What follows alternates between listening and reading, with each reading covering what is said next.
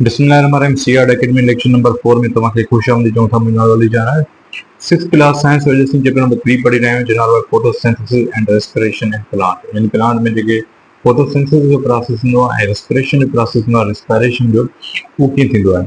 ऐं जेको असांजो पहिरियों टॉपिक आहे उहो आहे इंटरनल स्ट्रक्चर ऑफ लीफ, यानी पन जो जेको हूंदो आहे अंदरी बनावट। पाण अॻु में पढ़ी आया आहियूं त जेके बि पन हूंदा आहिनि उहो मोस्टली ग्रीन पार्ट हूंदो आहे कंहिं बि प्लांट जो। जेको पन हूंदा आहिनि उहे छा हूंदा आहिनि, ग्रीन पार्ट हूंदो आहे कंहिं बि प्लांट जो।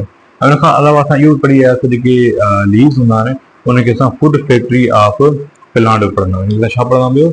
Food factory. यानी जेका फोटोसिंथेसिस थींदी आहे उहा किथे थींदी आहे? उहो लीफ में थींदी आहे, यानी लीव्स में थींदी आहे। अगरि जम जी ॻाल्हि कयूं त इहो थी विया लीफ। ऐं लीफ तक़रीबन मोस्टली हर प्लांट में इहो मौजूदु आहे मोस्टली। सो इहो थी वियो लीफ। ऐं लीफ जेको आहे असां इंटरनल स्ट्रक्चर पढ़ंदासीं। त हाणे यादि रखिजो, अगरि असां स्ट्रक्चर ठाहियूं लीफ जो, अगरि सुठे तरीक़े मां ठाहे सघां, ॾिसो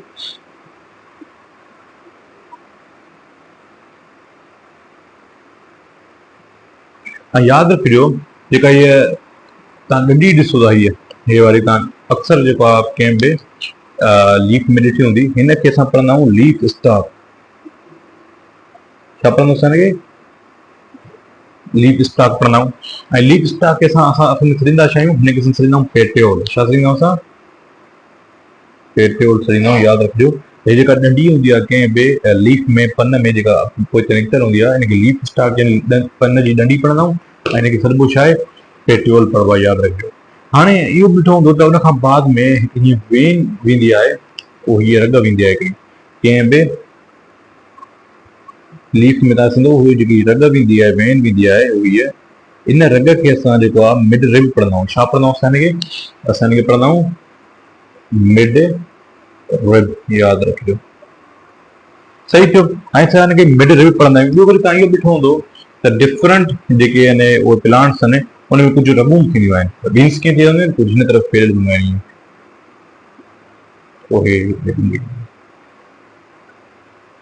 या हिन तरफ़ जेके फैल हूंदियूं आहिनि। ठीकु आहे। त इन रगुनि खे छा चइबो आहे? यादि रखियो, हिनखे वेन्स पढ़बो आहे। वेन ई पढ़बो आहे। हिनखे छा पढ़बो आहे? हिनखे वेन ई पढ़बो आहे। हिन में बि छा पढ़ंदा असां? वेन। सही थियो। हाणे इहो थोरो इंटरनल स्ट्रक्चर थी ॿाहिरि ॾिसो। ऐं ॿी ॻाल्हि जेको मोस्ट इम्पोर्टेंट लफ़्ज़ आहे जेको असां हिन यूज़ कंदा आहियूं उहो आहे त जेको हे जेको सॼो ॿाहिरियों जेको फ्लेट मथां जो हिसो आहे कंहिं प्लांट जो, उहो सॼो फ्लेट ऐं थिन जेको मथो हिसो थींदो आहे कंहिं प्लांट, यानी जेको मथो हिसो आहे, हिनखे असां पढ़ंदा आहियूं लैमिना। हिनखे छा पढ़ंदा आहियूं असां? छा पढ़ंदा आहियूं असां? हिनखे लैमिना, जेको फ्लेट पार्ट आहे, जेको सॼो मथो जेको हिसो वारो आहे, हिनखे असां पढ़ंदा आहियूं लैमिना। जेको फ्लेट पार्ट ऑफ लीफ हूंदा आहे, छा हूंदा? Flat part of leaf. यादि रखियो। हाणे हे जेको लेमिना आहे इहो असां पढ़ी आहे, फ्लेट पार्ट थी वियो। हाणे असां इंटरनल स्ट्रक्चर ते वेंदासीं। किथे वेंदासीं? इंटरनल स्ट्रक्चर ते। यानी जेको इंटरनल स्ट्रक्चर मतिलबु कीअं? हे प्लांट आहे, प्लांट जो मथियों हिसो, प्लांट जो हेठियों हिसो, ऐं जेको हे प्लांट जो हे हिसो, जेको मथियों पार्ट हूंदो आहे पन जो, हुनखे असां एपिडर्मिस पढ़ंदा आहियूं। एपिडर्मल यानी अपर एपिडर्मल, ऐं हेठियों पार्ट खे असां लोअर एपिडर्मल पढ़ंदा आहियूं। या तव्हां हीअं पढ़ी सघो था त अपर स्किन ऑफ लीफ ऐं लोअर स्किन ऑफ लीफ। पर असां छा पढ़ंदा? जेको साइड वारो हिसो आहे उनखे तव्हां ओपन करे ॾिसंदासीं त लीफ में उन जॻह ते छा छा थींदो आहे। जेको अपर एपिडर्मिस या लोअर एपिडर्मिस ठाहे रहिया आहियूं, ऐं जेका अपर स्किन हूंदी आहे लीफ जी ऐं जेका लोअर स्किन हूंदी आहे लीफ जी, अगरि उहो असां ठाहे ॾिसूं त यादि रखिजो त हिन में जेके आहिनि हीअं कुझु सेल्स मौजूदु आहिनि।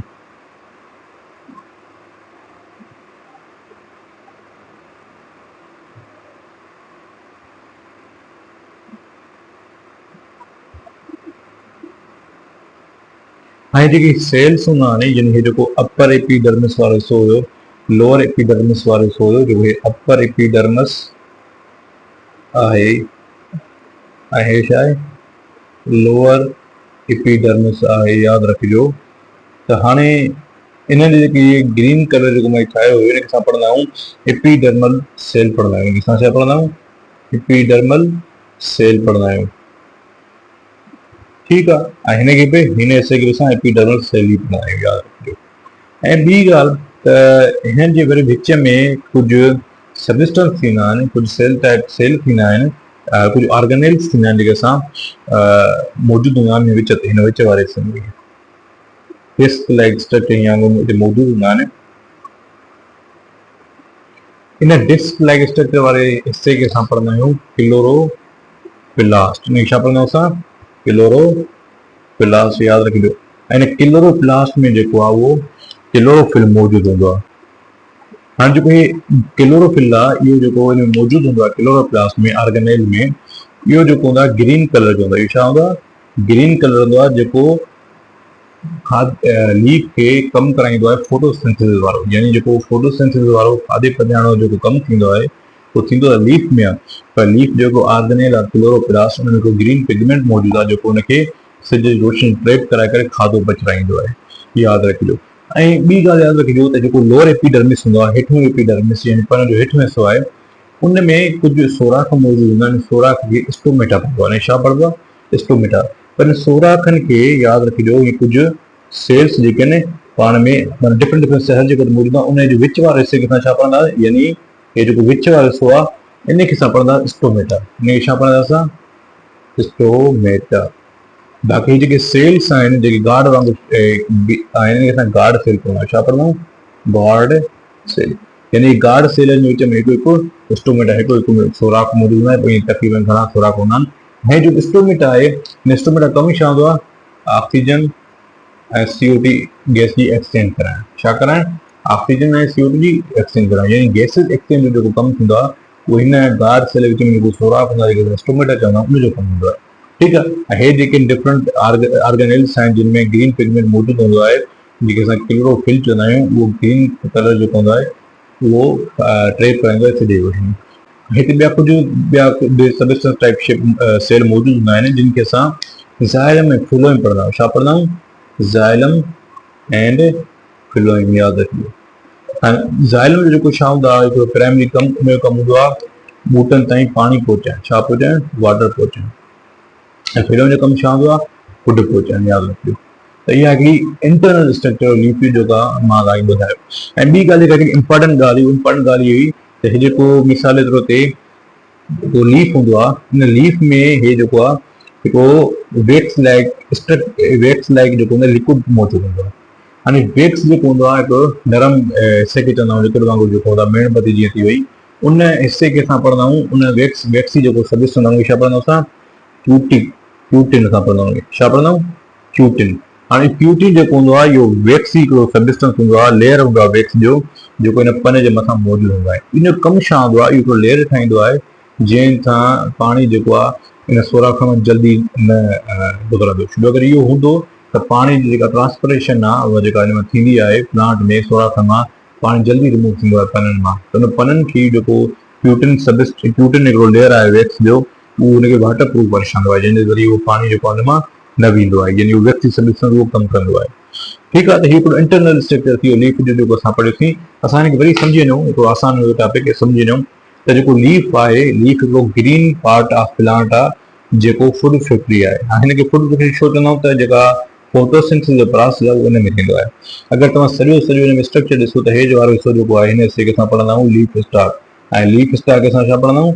पेट्रियोल पढ़ंदा आहियूं। त लीफ स्टाक खां जेका मिच जी डंडी ईंदी आहे ॿिनि हिसनि में जेका डिवाइड कंदी आहे, इन हिसे खे असां पढ़ंदा आहियूं मिड रिब।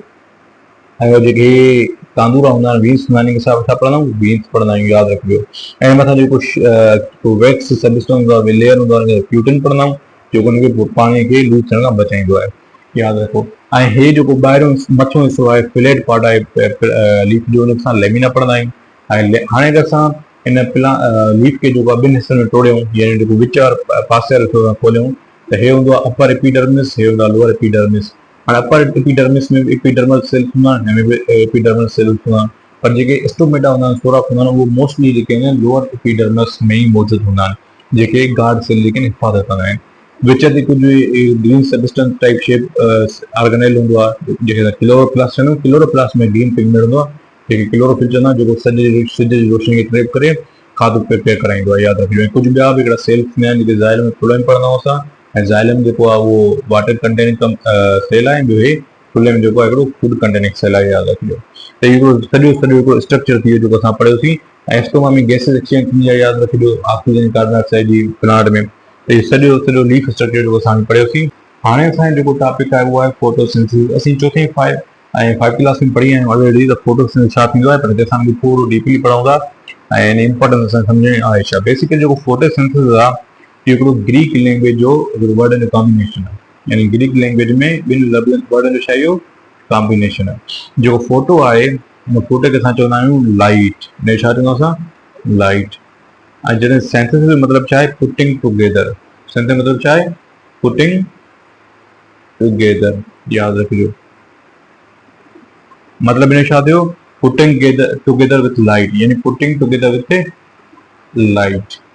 हाणे इन मक़सद छा निकितो, अगर असां सोली सिंधी में सम्झणु चाहियूं त फोटोसिंथेसिस थींदो छा आहे, त फोटोसिंथेसिस अहिड़ो प्रोसेस आहे जेको ओनली मोस्टली जेको आहे प्लांट्स में थींदो आहे। छा थींदो आहे प्लांट्स में थींदो आहे। अगर प्लांट्स ऐं ह्यूमन जे मुक़ाबले सां ॻाल्हि कयूं त ॿियो अलगी में बि असां पढ़ी आयासीं, पर असां प्लांट्स हिते बेसिकली ॻाल्हि कयूं त फोटोसिंथेसिस अहिड़ो अमल आहे जंहिंमें ॿूटा जेको आहे सिज जी रोशनी खे हासिल करे कार्बन डाइऑक्साइड वाटर खे पाण मिलाए करे जेको ग्लूकोज ऐं असांखे ऑक्सीजन प्रोडक्ट में ईंदा आहिनि, इन प्रोसेस खां फोटोसिंथेसिस चवंदा आहियूं। यादि रखिजो त फोटोसिंथेसिस जेका इन में जेका फोटोसिंथेसिस आहे उहा प्लांट में क्लोरोप्लास्ट सेल जे करे थींदी आहे। कहिड़े प्लांट सेल जे करे थींदी आहे क्लोरोप्लास्ट जे करे थींदी आहे। यादि रखिजो जेको हिन में क्लोरोफिल जो ग्रीन पिगमेंट मौजूदु हूंदो आहे, उहो सिज जी रोशनी खे ट्रैप कंदो आहे और सिज जी रोशनी लीफ ते पवंदी आहे त उहो खाधे खे प्रिपेयर कराईंदो आहे। यादि रखिजो हाणे इहो थी वियो प्रोसेस जिन फोटोसिंथेसिस थींदो आहे। पर इक्वेशन बि हिकिड़ी मां तव्हांखे ड्राइव कराई, वरी मां उहा तव्हां लिखायां थो। जेका इक्वेशन हूंदी आहे उहो कीअं छा चवंदा आहिनि त जेका CO2 आहे कार्बन डाइऑक्साइड उहा रिएक्शन कंदो आहे कंहिंसां वाटर सां। हाँ उहो वाटर सां रिएक्शन करे इन द प्रेजेंस ऑफ कंहिंजे सनलाइट, इन द प्रेजेंस ऑफ सनलाइट। ऐं हेठों जेको हूंदो आहे ग्रीन पिगमेंट जेको आहे क्लोरोफिल में मौजूदु हूंदो आहे, ज़ाहिर ॻाल्हि आहे उहो ई ट्रैप कंदो आहे हिनखे। त उहो क्लोरोफिल ऐं जेको आहे सिज जी रोशनी ॿई मिली करे हिन ॿिनि खे रिएक्शन कराईंदा आहिनि त प्लांट खे छा मिलंदो आहे ग्लूकोज प्लस ॿियो छा मिलंदो आहे ऑक्सीजन। ग्लूकोज यानी C6H12O6 ऐं ॿियो छा मिलंदो आहे ऑक्सीजन मिलंदी आहे। ठीकु आहे, पर अगरि असां हिनखे बैलेंस करणु चाहियूं त हितां अगरि तव्हां छहणोसि हिनखे बि छहणोसि ऐं हितां बि छहणोसि त छा थींदो बैलेंस थींदी इक्वेशन। हाणे फोटोसिंथेसिस आहे छा, छो अहिड़ो प्रोसेस जॾहिं कार्बन डाइऑक्साइड ऐं वाटर पाणी रिएक्शन कनि in the presence of sunlight and the green pigment called chlorophyll, we will get in the product glucose and oxygen. त यानी असांखे ग्लूकोज ऐं ऑक्सीजन मिलंदो। ॾिसो हाणे ग्लूकोज ऑक्सीजन जेको आहे उहो प्लांट खे कम में ईंदो, सिर्फ़ु असांखे कम में ईंदो, प्लांट खे बि कम ईंदो। यानी इन इंपॉर्टेंस छा आहे त ग्लूकोज जेको आहे पंहिंजे लाइ बि उहो रखंदा आहिनि, जीअं खाधो वरी प्रिपेयर करे सघनि, जमो करे सघनि। ऐं ऑक्सीजन खे उन्हनि खे ज़रूरत पवंदी आहे राति जो रेस्पिरेशन लाइ में कमी ईंदी आहे। यानी हे जेको आहे फोटोसिंथेसिस असां लाइ बि ज़रूरी आहे, प्लांट लाइ बि ज़रूरी आहे। हाणे जेको इहो फोटोसिंथेसिस आहे इहो लीफ में कहिड़े तरीक़े सां कमु अचे थो, यादि रखिजो। मिसाल वरी मां लीफ जो स्ट्रक्चर ठाहियां, ठीकु आहे।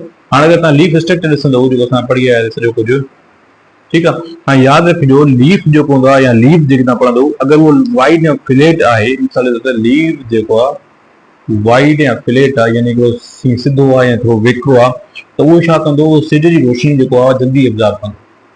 जेतिरो वधीक सरफेस वॾो हूंदो ओतिरी छा कंदो सिज जी रोशनी एब्ज़ॉर्ब कंदो। यादि रखिजो इहो लीफ जेको इंपॉर्टेंट कमु आहे फोटोसिंथेसिस में। ॿी ॻाल्हि त लीफ जेको अगरि वाइड आहिनि त उहे गैसिस जेके आहिनि इज़ीली वञी सघनि था, यानी गैसिस जेके आहिनि जेका एक्सचेंज आहे गैसिस जी उहा बि इज़ीली वञी सघे थी, छो वधीक वॾा सोराख हूंदा वधीक फ़ाइदो आहे। ऐं तरह स्मॉल पोर्स यानी स्टोमेटा अगरि वधीक हूंदा, स्मॉल पोर्स वधीक हूंदा त इहो बि लीफ खे फ़ाइदो ॾींदो फोटोसिंथेसिस लाइ। अगरि जेके मिसाल हुन में रगूं वधीक हूंदियूं, जीअं रगूं असां पढ़ी आयासीं बीन्स जेके वधीक हूंदियूं, इहे हूंदियूं त ट्रांसपोर्ट ऑफ ग्लूकोज या ट्रांसपोर्ट ऑफ जेको आहे ऑक्सीजन या ट्रांसपोर्ट ऑफ जेको आहे वाटर, ये सॼो कुझु में जल्दी ईंदो। त यानी लीफ जो जेको आहे हिकिड़ो वॾो इंपॉर्टेंट रोल आहे फोटोसिंथेसिस जो करण में। जेतिरो वधीक भलो लीफ हूंदो, जेतिरो वधीक ग्रीन पार्ट हूंदो, ओतिरो वधीक जेतिरा हुन स्टोमेटा सोराख हूंदा, जेतिरा बीन्स हूंदियूं, जेतिरो हुनखे फ्लैट हूंदो त ओतिरो हुनमें सॼी रोशनी वधीक वञी सघे थी, वधीक डेवलप करे सघे थो ऐं पंहिंजो खाधो पाण तयारु करे सघे थो। यादि रखिजो फोटोसिंथेसिस जा यादि रखिजो कुझु नेसेसरी फैक्टर्स हूंदा आहिनि। छा हूंदा आहिनि नेसेसरी फैक्टर्स, यानी उहे हूंदा त फोटोसिंथेसिस जेका आराम सां थी सघे थी, जेका ईअं हिकिड़े सम्झो फोटोसिंथेसिस जे लाइ तमामु घणी फ़ाइदेमंद साबित थी सघे थी। त उहे नेसेसरी फैक्टर्स कहिड़ा आहिनि उहे असां पढ़ंदासीं। हाणे जेको पहिरियों नेसेसरी फैक्टर आहे उहा लाइट। यादि रखिजो हाणे लाइट जेका सिज जी रोशनी हूंदी त ॿूटा जेके आहिनि सिज जी रोशनी ट्रैप करे ग्लूकोज ठाहे सघंदा। छा ठाहे सघंदा ग्लूकोज ठाहे सघंदा। यादि रखिजो ऐं लाइट जेका जेतिरी इंटेंसिटी वधीक हूंदी, जेतिरी रोशनी वधीक हूंदी ओतिरी जेका हुआ इंक्रीज ईंदी छा में फोटोसिंथेसिस में। त लाइट जेको वॾो रोल आहे। नंबर 2 जेको आहे उहो छा आहे क्लोरोफिल। उहो छा आहे क्लोरोफिल। ऐं क्लोरोफिल असां पढ़ी आहे वरी ग्रीन पिगमेंट आहे। हाणे ॾिसो इहो क्लोरोप्लास्ट में मौजूदु हूंदो आहे, यादि रखिजो जेतिरो ग्रीन हूंदो लीफ, जेतिरो हुनमें ग्रीन हिसो हूंदो, ग्रीन कलर हूंदो, ओतिरो पॉसिबल आहे त उहो सुठे तरीक़े सां जेको आहे सिज जी रोशनी खे छा करे सघे, ट्रैप करे सघे। त क्लोरोफिल जो वधीक हुजणु, साओ वधीक हुजणु कंहिं बि लीफ जो, उहो फ़ाइदेमंद आहे। हाणे जेको टियों नंबर आहे नेसेसरी फैक्टर उहो आहे टेम्परेचर। यादि रखिजो त 45 खां मथे अगरि टेम्परेचर ईंदो न तमामु ब्राइटनेस, त ॿूटनि पननि खे सड़न जो ख़तरो आहे। वरी तमामु लो न हुजे, 5 न हुजे, 10 न हुजे, हली त वेंदा इलाही। तव्हां ॾिसंदा हूंदो एरियाज़ में इहे जेके डिफरेंट रीजन्स हूंदा आहिनि, गर्मी वधीक हूंदी आहे, पर उनजा पन जेके डिफरेंट हूंदा आहिनि प्लांट जा, पर जेके आम पन आहे हुनखे तक़रीबन 45 खां मथे टेम्परेचर न ॾिनो न अचे हुन ते, ऐं न ई तमामु वेरी कोल्ड में, छो की न हुनजो नुक़सानु थी सघे थो या फोटोसिंथेसिस जेको प्रोसेस नंढो थी सघे थो, यादि रखिजो घटि थी सघे थो। नंबर 4 जेको आहे उहो आहे वाटर। वाटर जेको आहे सभिनी लिविंग ऑर्गन हिकिड़ो वेरी नेसेसरी जेको आहे फैक्टर आहे, ठीकु आहे। ऐं इन हुजण सां जेको आहे उहो फोटो थी सघे थी, रीच आउट थी सघे थी प्लांट ताईं। इन खे ज़मीन मां पाणी जेको आहे पहुचाईंदा, ऐं गैस हूंदी कार्बन डाइऑक्साइड, ज़ाहिरी ॻाल्हि आहे उहो कम जो थी सघे थो। पंहिंजो साॻी ॻाल्हि अची वई कार्बन डाइऑक्साइड। त मां जेको पढ़ायमि त 3 शयूं ज़रूरी आहिनि, इलाही शयूं ज़रूरी आहिनि, पर अगरि हे 2 शयूं न हूंदी पोइ सिज छा कंदो, सिज रोशनी छा कंदी। त कार्बन डाइऑक्साइड बि तमामु घणो ज़रूरी आहे, छो जो नेसेसरी फैक्टर आहे, ऐं उहो एयर मां मिलंदी आहे, पाणी हुनखे जेको आहे सॉइल मां मिलंदो आहे, टेम्परेचर हुनखे माहौल मां मिलंदो आहे, क्लोरोफिल जेको हुन में ऑलरेडी मौजूदु हूंदो आहे, लाइट हुनखे सिज मां मिलंदी आहे। त इहे जेको नेसेसरी फैक्टर्स आहे जेके असां पढ़ियासीं, जेके फोटोसिंथेसिस लाइ तमामु ज़रूरी हूंदा आहिनि। Respiration in plants. हाणे यादि रखिजो जेका रेस्पिरेशन आहे उहा सिर्फ़ु प्लांट में न थींदी, उहा प्लांट सां गॾोगॾु जेके आहिनि लिविंग ऑर्गन एनिमल्स में थींदी आहे। जीअं साह खणण जो अमल जेको आहे एनिमल्स में हूंदो आहे। जेके फोटोसिंथेसिस आहे उहो त बिल्कुलु हूंदो आहे हिन में प्लांट में, बाक़ी जेको एनिमल में छा हूंदो आहे रेस्पिरेशन मौजूदु आहे। रेस्पिरेशन में छा थींदो आहे, हिकिड़ो तव्हां चई सघो था रिवर्सिबल रिएक्शन थींदो कंहिंजो, अगरि तव्हां फोटोसिंथेसिस ॾिसंदो त। फोटोसिंथेसिस में छा असां पढ़ी आया त जॾहिं फोटोसिंथेसिस में तव्हां छा पढ़ी आयो, फोटोसिंथेसिस रिएक्शन कयो त जॾहिं वाटर मिले पियो कंहिंसां, कार्बन डाइऑक्साइड सां सिज जी रोशनी में, ठीकु आहे, क्लोरोफिल मौजूदगी में, त असांखे मिले पियो ग्लूकोज, ऐं ॿियो छा पियो मिले असांखे, ऑक्सीजन। यादि रखिजो ईअं ई हुयो। त हे वरी जेको आहे तव्हां रिवर्सिबल प्रोसेस कंदो, उबतो कंदो, प्रोडक्ट रिएक्टेंट में खणी ईंदो, रिएक्टेंट प्रोडक्ट में खणी ईंदो, त इहो कन्वर्ट थींदो रेस्पिरेशन में। रेस्पिरेशन में छा थींदो आहे, यानी ग्लूकोज जेको हूंदो आहे उहो रिएक्शन कंदो आहे कंहिंसां, ऑक्सीजन सां, इन द प्रेजेंस ऑफ रेस्पिरेशन, ठीकु आहे। ऐं असांखे छा मिलंदो, वाटर मिलंदो, ऐं ॿियो छा मिलंदो असांखे, ऐं कार्बन डाइऑक्साइड गैस मिलंदी। हाणे हे जेको प्रोसेस ॿिन्ही में थींदो आहे, त हिन में थींदो छा आहे त जेको ॿूटा आहिनि या इंसान आहिनि उहो ग्लूकोज खे यानी खाधे खे ब्रेक डाउन करे इन द प्रेजेंस ऑफ ऑक्सीजन, पोइ असांखे उहो वाटर जेके आहिनि प्लांट ॾींदा आहिनि ऐं कार्बन डाइऑक्साइड प्रोड्यूस कंदा आहिनि।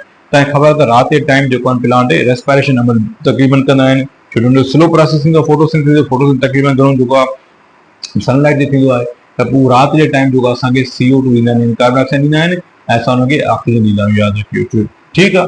त इहो रेस्पिरेशन जो, यानी रेस्पिरेशन जेको अॻितो प्रोसेस आहे। हिन में छा थियो, तव्हांजे फोटोसिंथेसिस में इन में जेको आहे असांखे खाधो मिले, जेको प्लांट असांखे खाधो ॾियनि पिया, ठीकु आहे, कार्बन डाइऑक्साइड ऐं वाटर खे मिलाए करे। हिन में छा आहे त उहो पंहिंजे लाइ त हुनखे फ़ाइदो आहे न, त उहो छा कंदा, खाधे खे ब्रेक डाउन कंदा ऐं ऑक्सीजन खे पाण में मिलाए करे वाटर ऐं कार्बन डाइऑक्साइड ॾींदा असांखे। असां ॿिए तरीक़े सां कंदा आहियूं, असां सेम प्रोसेस कंदा आहियूं रेस्पिरेशन में, त ग्लूकोज खे ऑक्सीजन ब्रेक डाउन कंदा ऐं असांखे एनर्जी मिलंदी आहे, उहो एनर्जी कंहिंजे फॉर्म मिलंदी आहे, कार्बन डाइऑक्साइड ऐं वाटर मिलंदी आहे, ठीकु आहे। ऐं यादि रखिजो जेको ग्लूकोज हूंदो आहे उहो प्लांट खे फ़ाइदे में बि आहे, छो उहो जमो कंदा हुनखे, स्टोर कंदा, ठीकु आहे, जीअं हुनखे अॻिते हली फ़ाइदो थी सघे अगरि उहो करे हुन में फूड जो जेको आहे प्रॉब्लम अची वञे, या कॾहिं कॾहिं हुन ग्लूकोज हे जेको स्टार्च जे फॉर्म में बि पाण में जमो करे छॾियो। स्टार्च जी जेका हिकिड़ी जमो जी ताक़त आहे उहो तमामु घणी आहे एज़ कम्पेयर टू ग्लूकोज जे, स्टार्च में उहो कन्वर्ट कंदा आहिनि, यादि रखिजो। त हाणे अगरि अचिजे त फ़र्क़ु छा ॿिन्ही में, रेस्पिरेशन ऐं फोटोसिंथेसिस में, त यादि रखिजो फोटोसिंथेसिस जंहिंमें एनर्जी ॾिनी वेंदी आहे, हिन में जेका फोटोसिंथेसिस आहे हुन में छा थींदी आहे, एनर्जी ॾिनी वेंदी आहे, ऐं हिन में एनर्जी रिलीज़ कई वेंदी आहे। त इन मक़सदु तव्हां सम्झो था, त जॾहिं एनर्जी रिलीज़ थींदी आहे त जेको रिएक्शन थींदो आहे उहो एक्ज़ोथर्मिक हूंदो आहे। उहो छा हूंदो आहे, एक्ज़ोथर्मिक हूंदो आहे। ऐं जंहिंमें हिनजी ॾिनी वञे हुनखे असां एंडोथर्मिक पढ़ंदा आहियूं। इहो बि हिकिड़ो इंपॉर्टेंट MCQ आहे, तव्हां यादि रखिजो। नंबर 2 जेको आहे हे सिर्फ़ु ऐं सिर्फ़ु प्लांट्स में थींदो आहे, हे सिर्फ़ु ऐं सिर्फ़ु ॿिन्ही में थींदो आहे, हर लिविंग ऑर्गेनिज्म में थींदो आहे। ऐं हे जेको फूड मेकिंग प्रोसेस आहे ऐं हे जेको फूड यूज़िंग प्रोसेस आहे, हे जेको फूड यूज़िंग प्रोसेस आहे, यादि रखिजो रेस्पिरेशन ऐं फोटोसिंथेसिस फूड मेकिंग आहे। हिन में जेको सिज जी रोशनी खे ट्रैप करे जेको ग्लूकोज ऐं वाटर ठाहींदा आहिनि ऐं ग्लूकोज ऐं ऑक्सीजन ठाहींदा आहिनि, जॾहिं हिनखे ग्लूकोज खे भञी करे वाटर एंड कार्बन डाइऑक्साइड ठाहींदा आहिनि। हिन में कार्बन डाइऑक्साइड गैस यूज़ थींदी आहे, हिन में ऑक्सीजन गैस यूज़ थींदी आहे, यादि रखिजो। त इहे ॿ डिफरेंस आहे बेसिकली जेके रेस्पिरेशन ऐं फोटोसिंथेसिस में ॾिठा वेंदा आहिनि। हाणे असां जेको आहे हिन जा कुझु MCQs पढ़ंदासीं ऐं इन खां पोइ इंशाल्लाह चैप्टर ख़तमु आहे। हाणे पहिरियों MCQ ॾिसो तव्हां, stomata present in leave help in the plant. जेको स्टोमेटा जेके खोराक थींदा आहिनि प्लांट में, जो कमु छा हूंदो आहे, हुन कम जो ट्रांसपोर्टेशन कराइण। ट्रांसपोर्टेशन मतिलबु छा आहे, गैस जी एक्सचेंज कराईंदा उहो ऑक्सीजन ऐं CO2 जी। नंबर 2 छा आहे, the green pigment present in the leaf. जेको ग्रीन पिगमेंट आहे लीफ में मौजूदु आहे हुनखे क्लोरोफिल चवंदा आहियूं, ऐं क्लोरोफिल कहिड़े ऑर्गन में मौजूदु हूंदो आहे, क्लोरोप्लास्ट में। 3 नंबर आहे, the material required for photosynthesis are. कहिड़ी गैसेस ऐं कहिड़ा मटीरियल्स जेके असां मौजूदु ज़रूरी आहिनि फोटोसिंथेसिस लाइ, वाटर एंड CO2, यादि रखिजो। 4 नंबर छा आहे, photosynthesis occur during day time because depends on sunlight. छो जो सनलाइट हूंदी त फोटोसिंथेसिस जेको प्रोसेस वधीक थींदो। नंबर जेको 5 आहे उहो छा आहे, 5 during night plants give out more. Night time जेके प्लांट जेके असांखे कार्बन डाइऑक्साइड ॾींदा आहिनि, छा ॾींदा आहिनि, कार्बन डाइऑक्साइड, यादि रखियो। ऑक्सीजन जेको आहे डे टाइम में ॾींदा आहिनि, वाटर त हुनमें गैस मौजूदु आहे, असां वटि मौजूदु आहे, त उहे CO2 जेको आहे डे टाइम में असांखे घणो ॾींदा आहिनि, यादि रखिजो। हाणे मैच ऑफ फॉलोइंग करे तव्हां ॾिसो त मैच ऑफ फॉलोइंग छा थो चवे, त जेको लेमिन आहे, लेमिन असां पढ़ी आहे त जेको फिलेट पार्ट आहे, जेको छा आहे फिलेट पार्ट आहे, उहो फिलेट पार्ट जेको आहे उहो कंहिंसां असां मैच ऑफ फॉलोइंग कनेक्ट कंदासीं। ऐं जेको लेमिन आहे उहो छा आहे, हुनखे हुनजे हेठे तह हूंदो आहे, हुनमें स्मॉल ओपनिंग थींदी आहे, स्टोमेटा पढ़ंदा आहियूं। हाँ, स्टोमेटा जो वरी कमु छा हूंदो आहे, उहो टेक इन carbon dioxide and give out oxygen. उहो वरी ऑक्सीजन जी मटासिटा कराईंदो आहे, यादि रखिजो।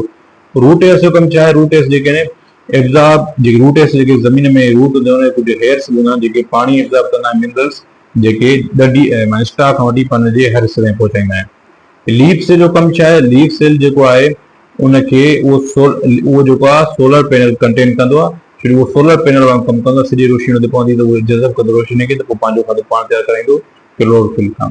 ऐं क्लोरोफिल छा आहे, जेको सोलर एनर्जी ट्रैप करे पंहिंजो खाधो पाण तयारु करे। ठीकु आहे, त हे जेको चैप्टर नंबर 3 उमेद आहे तव्हांखे पसंदि आयो हूंदो। इंशाअल्लाह जल्द खां जल्द जेको चैप्टर नंबर 4 अपलोड कंदासीं, तेसिताईं ॾिसंदा रहो। Thank U very much.